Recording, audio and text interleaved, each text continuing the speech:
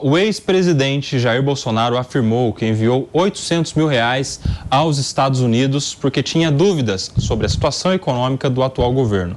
O Bruno Pinheiro já está aqui com a gente no Morning Show de hoje para explicar essa notícia, esses R$800 mil que o ex-presidente teria mandado aos Estados Unidos. Bem-vindo, Bruno!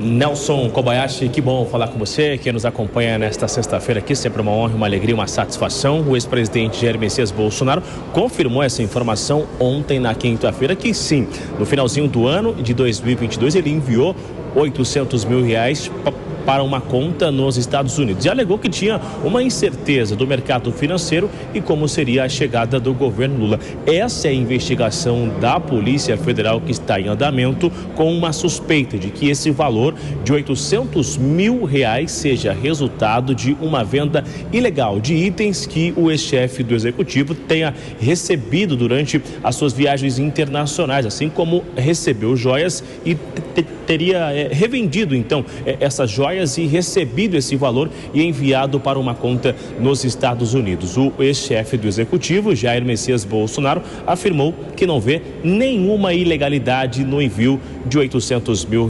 Vamos ver o que ele respondeu nas redes sociais. Ô Bruno, e tem mais uma informação, né? O advogado Marcelo Bessa deixou a defesa que estava atuando. Conta pra gente.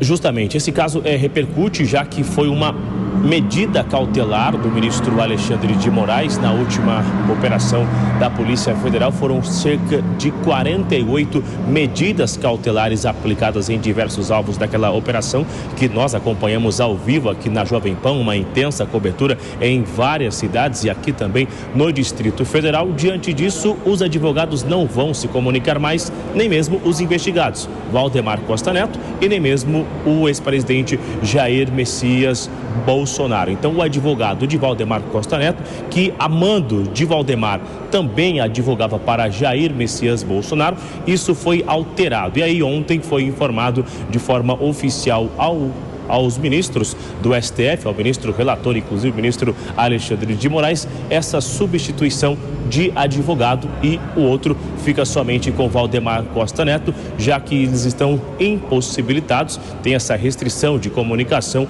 após essa operação da Polícia Federal até finalizar este inquérito que está em andamento. Então tem atualização, essa nova advogada do ex-presidente herda então cerca de 15 a 16 ações que estão em andamento na Suprema Corte.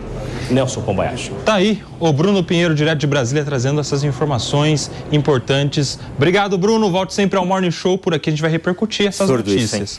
Eu quero começar com você, Júlia Lucy. Olha, eu quero fazer uma declaração. Eu também mandei meu dinheiro para os Estados Unidos. Mas você tem 800 mil assim? Você Não, já estão. Tá ganhando mesmo. Ela tem até mais. Meu patrimônio imobilizado em imóvel, mas esse movimento de tirar o dinheiro do Brasil foi acompanhado por muita gente, né? Eu vou levantar o dado aqui direitinho, mas foram bilhões de reais que saíram da poupança.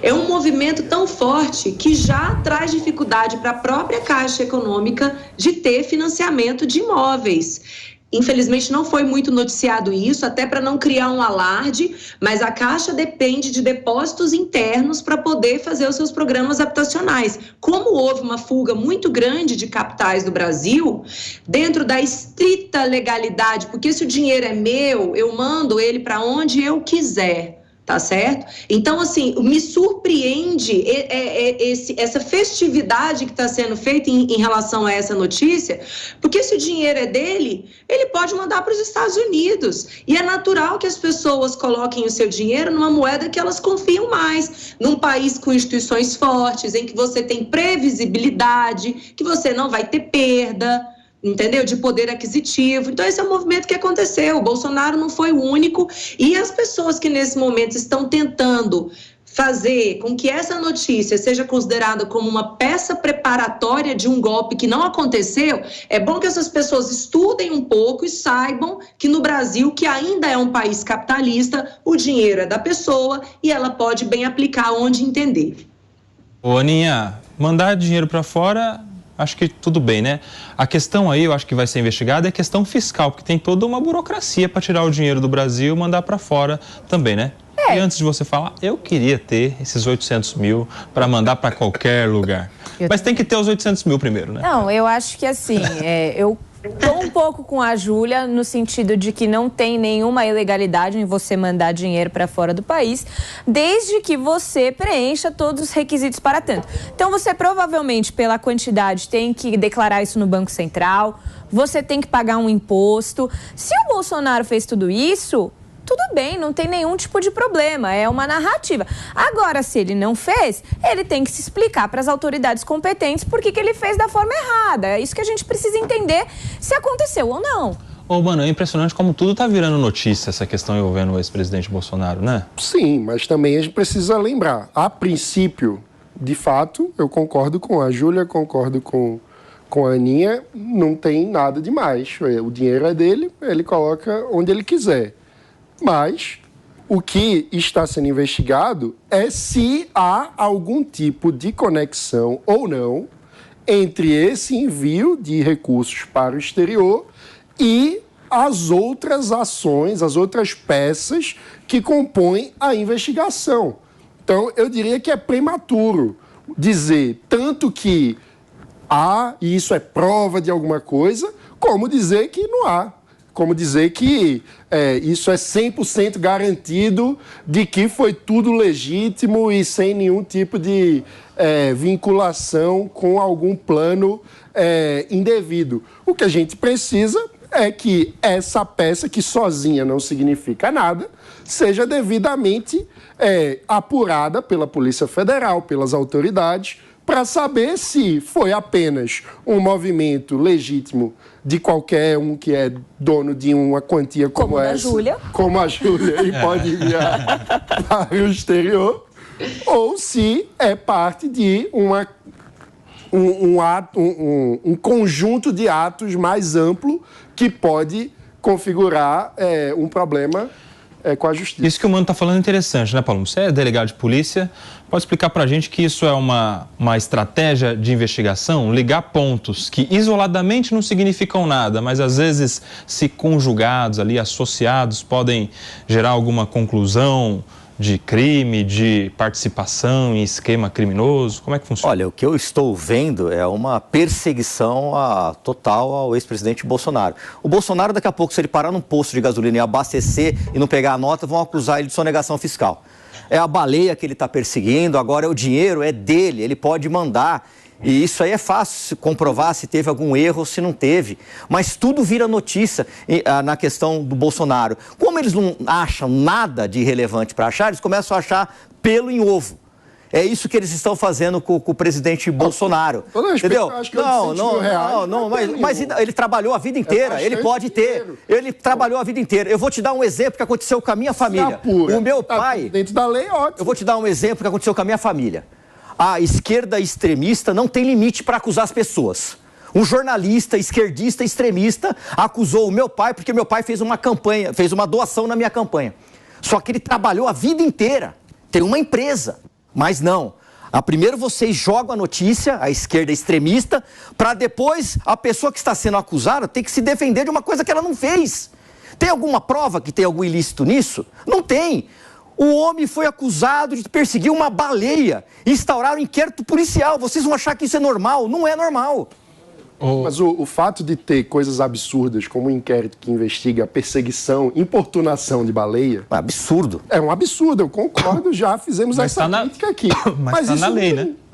E isso não tem nada a ver com o restante das questões que estão sendo apuradas, que, caso se confirmem, são gravíssimas. Você ter um presidente da República numa reunião discutindo minuta golpista é um absurdo. Para mim, mais grave é dinheiro na cueca e dinheiro no apartamento. Ana. As duas coisas são gravíssimas. Não, é muito mais grave o dinheiro na cueca e dinheiro no apartamento. A corrupção é muito mais grave. Uma ditadura, em geral, acompanhada de corrupção. Ele nunca perseguiu a imprensa. Nunca. Ana, eu quero te ouvir, porque na igreja fala que não tem pecadinho nem pecadão. Tudo é pecado, né? E no direito criminal não tem um crimezão e um crimezinho. No caso da baleia que a turma está falando aqui, tem lei. E aí como é que fica? porque é o Bolsonaro, porque é a baleia, porque tem gente que acha que não tem que tomar conta da baleia. O que a autoridade policial deveria fazer nesse caso? Deixar passar batido? Sabe por quê? Eu fui estagiário no Ministério Público Federal e lá a gente trabalhava em processos, lá na região do Pontal do Paranapanema, que a gente tinha que fazer inquérito, processar e tal, um pescador que usou o anzol maior do que deveria, ou que pescou com uma rede que era menor do que o que a época permitia, o peixe que ele ia pescar permitia. Aí como é que fica se a gente protege o peixinho lá do Rio Paranazão e não a baleia? O Bolsonaro não foi atrás da baleia, a baleia apareceu lá. E aí? A Polícia Federal perde tempo com isso. A minha função é provocar, meus amigos. Vocês aí, eu saí desse sofá Se você tivesse no jet ski e aparecesse uma baleia, você não ia ficar olhando? Eu ia. Ô Palumbão, deixa eu falar um negócio. A minha função é provocar agora. Eu saí desse sofá aí, vocês não sabem uma liberdade que a gente tem aqui. É verdade. Joga aí, ó. Você não apanha nas redes sociais. O Palumbo não, mas eu vou falar uma coisa que o Palumbo não vai ter como não concordar. Se a gente tem a lei tem que ser cumprida. Se existe violação à lei, ela tem que ser investigada.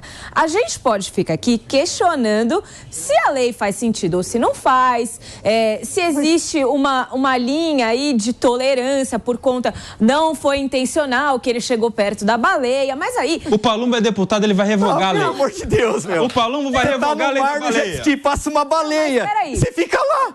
Tome intimação na Polícia Federal, vocês não têm o que fazer. Mas aí é que tá. Mas daí o cara ia responder por prevaricação, o delegado. Não, que prevaricação do quê, meu? No mundo ideal, isso é investigado, mas é investigado igualmente para todo mundo, seja ele o Bolsonaro ou o pescador, e não sendo verificados os elementos caracterizadores de um ato ilícito, de um crime, porque aí tem o componente da intenção. O dolo. Tudo aí vai cada um para um canto. A investigação, gente, desculpa, ela tem que acontecer, porque tá na lei que tem que acontecer. Só que a gente tem um problema no Brasil que nem sempre acontece. Então, por que está acontecendo com o Bolsonaro? As pessoas, até com uma certa razão, dizem que é perseguição. Porque não é todo pescador que é investigado. Não é toda pessoa que chega perto da baleia. E aí o problema está aí. Porque se está na lei, todo mundo tinha que ser investigado. E se chega lá na frente, não tem crime, é absolvido. Nem é instaurada aí uma ação penal e está tudo bem. Diziam na faculdade que para condenar tem que ter certeza. Para investigar basta a dúvida.